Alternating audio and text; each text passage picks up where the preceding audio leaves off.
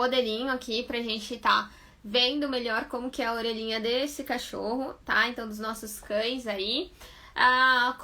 Então, quando a gente fala de orelha dos cães, o conduto auditivo dos cães, ele é bem mais aí longo que o nosso, né?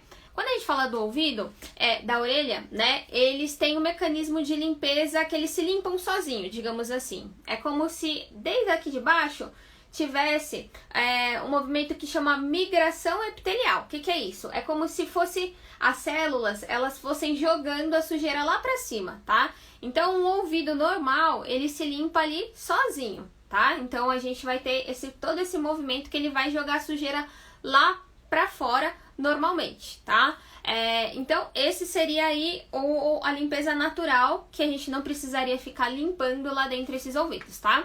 Mas existem algumas situações que podem atrapalhar esse movimento natural. O que é? Então, algumas orelhas de alguns cães, eles são bem caídos. Então, por exemplo, o Cocker, que tem aquela orelha longa e caída para baixo, né? Então, esse tipo de orelha pode dificultar um pouco essa migração epitelial, tá? Além disso, orelhas que são muito pregueadinhas, muito pregueadas, tá?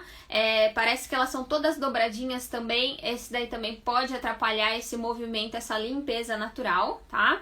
Alguns cães que têm predisposição a estar formando mais cera do que o normal. Isso tanto por fator, por exemplo, genético, racial. Então, algumas raças, elas formam cera com mais frequência, por exemplo, o Labrador, Cocker também, Shar-Pei. Então tem algumas raças que elas têm tendência a formar mais cera do que o normal, tá? Então isso pode atrapalhar ali a saída dessa secreção, tá? Dessa sujeira, digamos assim. E essa sujeira, ela nada mais é do que conteúdo que vão sair das glândulas sebáceas e das glândulas ceruminosas que tem lá no ouvido.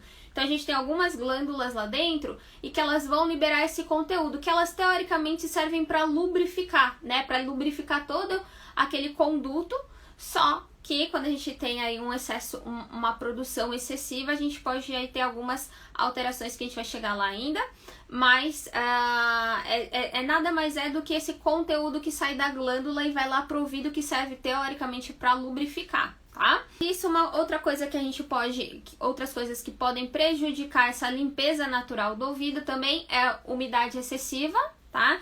Então, o ouvido ficar muito úmido, então ficar meio molhado, ou quando a gente vai dar banho, por exemplo, ou qualquer outra situação que às vezes tem gente, uma coisa que a gente não deve fazer também é limpar com água ou com soro lá dentro do ouvido, porque se ficar úmido lá dentro do ouvidinho, isso vai predispor aí a ter alteração desse processo de limpeza natural do ouvido, tá bom?